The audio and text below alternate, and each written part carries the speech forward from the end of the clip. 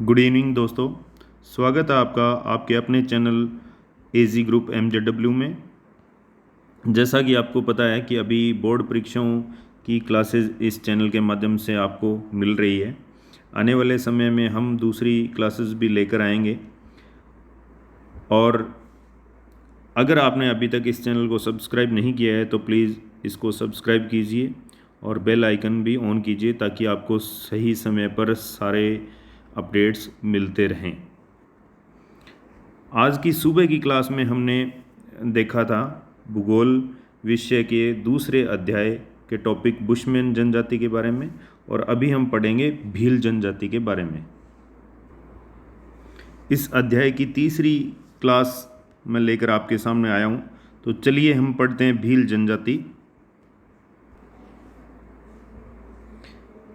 भील जनजाति राजस्थान की आदिवासी जनसंख्या की दृष्टि से अगर हम देखें तो भीलों का स्थान द्वितीय है, और पहले नंबर पर मीणा जनजाति आती है। और जो भील ऊंचे पहाड़ी क्षेत्रों पर रहते हैं उनको पालवी बोला जाता है, और जो भील मैदानी भागों में रहते हैं उनको वागड़ी कहा जाता है। ये ऐसे प्रश्न अक्सर परीक्षाओं में पूछे जाते रहे हैं। भारत की दृष्टि से अगर हम देखें तो भील जनजाति संथाल व गोंड जनजातियों के बाद में तीसरा सबसे बड़ा जाति समूह है, जनजाति समूह है। और भील शब्द की उत्पत्ति के बारे में अगर बात करें तो ये द्राविडियन भाषा के शब्द बीलू से इसकी उत्पत्ति हुई है। द्राविडियन भाषा के बीलू शब्द से इसकी उत्पत्ति हुई है, जिसका अर्थ होता है तीरंदाज। और ये हमेशा तीर और बाण अपने पास में रखते हैं, और ये जो है इसी कार्य में इनकी निपुणता मानी जाती है। तीरंदाजी में इनके निपुण होने के कारण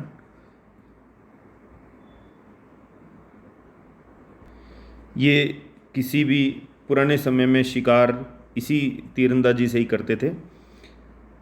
भीलों की उत्पत्ति के विषय में ये भी माना जाता है कि ये महादेव के पुत्र निषाद से इनकी उत्पत्ति हुई है, और अलग अलग प्रमाण इसके पुराने जो अपने महाकाव्य है हमारे उनमें देखने को मिलते हैं। महाभारत में भी इसमें जिक्र है कि एकलव्य से है। रामायण में भी श्री राम को शबरी ने जो बैर खिलाए थे वो भी भीलों की महिला थी। इनके शारीरिक बनावट की बात करें तो ये लोग नाट्य कद के होते हैं, और रंग इनका गहरा काला होता है। नाक चौड़ी होती है, आंखें लाल, बाल रूखे, जबड़ा कुछ बाहर निकला होता है, लेकिन शरीर सुगठित और सुडौल होता है। ये लोग परिश्रमी भी होते हैं और ईमानदार भी होते हैं। चोरी करने को ये धार्मिक पाप मानते हैं। निवास क्षेत्र भीलों का निवास क्षेत्र दुर्गम और निर्जन पर्वतीय क्षेत्रों में है, और इनके अंतर्गत अरावली, विंध्याचल, सतपुड़ा की पहाड़ियाँ आती हैं। और भारत में जो भील हैं वो 4 राज्यों में निवास करते हैं: राजस्थान, मध्य प्रदेश, गुजरात और महाराष्ट्र।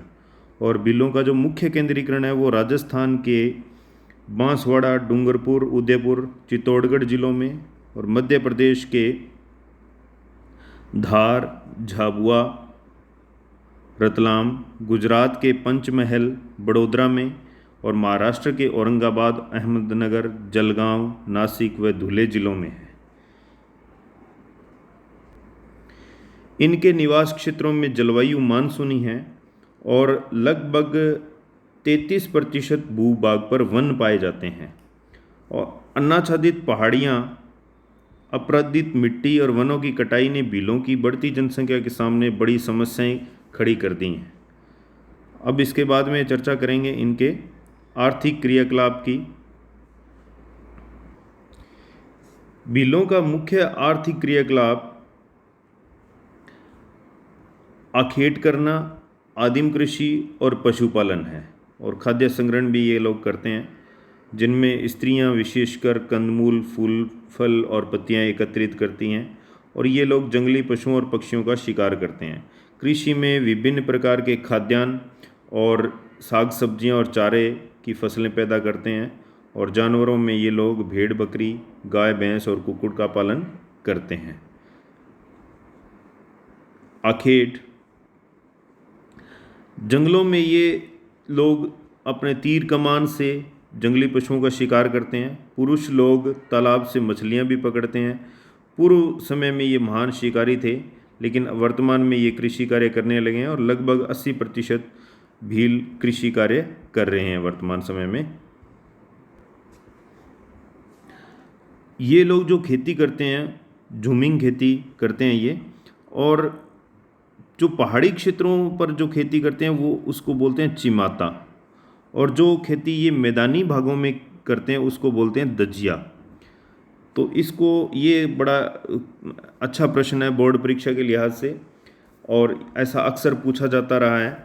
तो इसको याद करने के लिए आपको मैं एक ट्रिक्स बता सकता हूँ कि हमेशा, जैसे आपने देखा होगा कि मंदिर जो होते हैं, जैसे माता का मंदिर हुआ, तो वो किसी पहाड़ी शिखर के ऊपर होता है, और आप उससे इसको जोड़ सकते हैं कि चिमाता, पहाड़ी क्षेत्रों पर जो खेती की जाती है उसको चिमाता बोलते हैं, और जो मैदानी खेतों में जो कृषि होती है उसको दजिया कहा जाता है। कई बार इसमें आपस में कन्फ्यूजन हो जाता है कि दजिया कौन सा है, चिमाता कौन सा है। ये तो याद रहता है कि दजिया और चिमाता, तो इस ट्रिक से आप इसको आसानी से याद कर सकते हैं। भोजन, ये हमेशा लगभग मक्का खाते हैं, और केवल उत्सव और प्रतिभोज जब होते हैं तो उसमें चावल और लापसी बनाई जाती है। छाछ और आटे को उबालकर हर घर में लगभग राबड़ी बनाते हैं। गेहूँ, चना, उड़द, मूंग और सब्जियां इनके भोजन में वर्तमान में शामिल हो गए हैं, और कभी कभी ये मांसाहार भी करते हैं, और ये लोग महुआ से निर्मित मदिरा का भी पान करते हैं। वस्त्र, आज़ादी से पूर्व वस्त्र बहुत ही कम पहनते थे ये, और पुरुष लोग छाल से बनाकर नेकर और स्त्रियां पेटीकोट पहनती थी। वर्तमान समय में पुरुष कमीज़, धोती, साफा और पैंट शर्ट पहनते हैं। स्त्रियां घाघरा, कांचली और लुंगड़ी पहनती है। लड़के लंगोट पहनते हैं। लड़कियां घाघरा व ओढ़नी पहनती हैं, और भील पीतल, जस्ता, निकल के बने आभूषण भी पहनते हैं।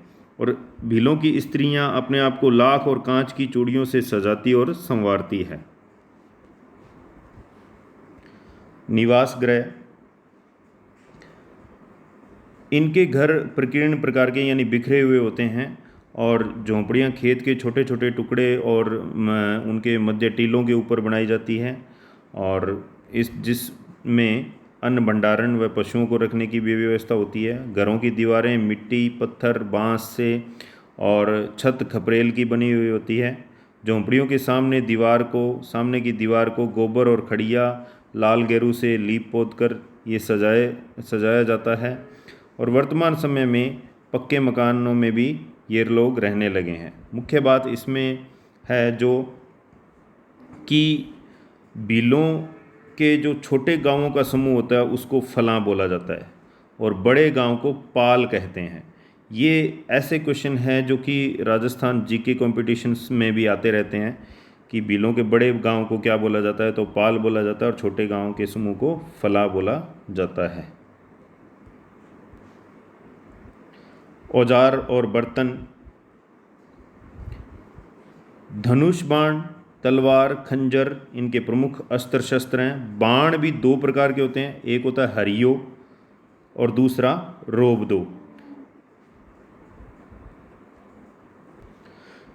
पक्षियों को पकड़ने के लिए एक विशेष प्रकार का फंदा तैयार करते हैं जिसको फटकिया बोला जाता है, और अभी बंदूकों का भी ये प्रयोग करने लग गए हैं।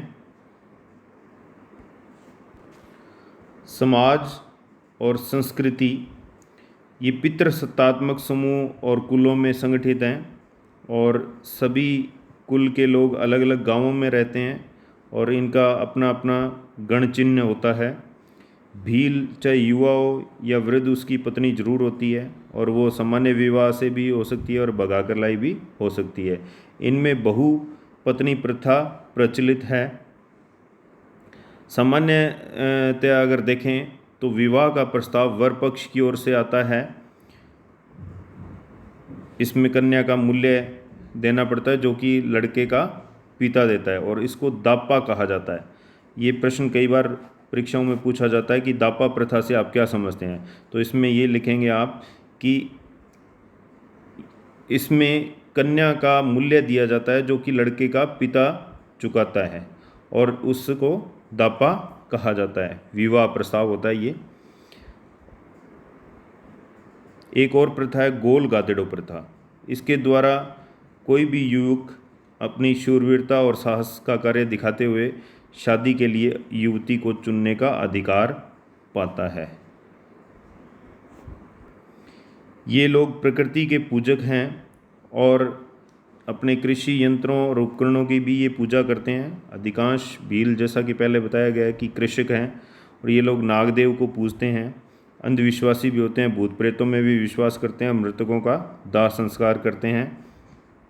होली और दीपावली इनके मुख्य पर्व हैं। लंबे समय तक होली माता के गीत ये गाते हैं।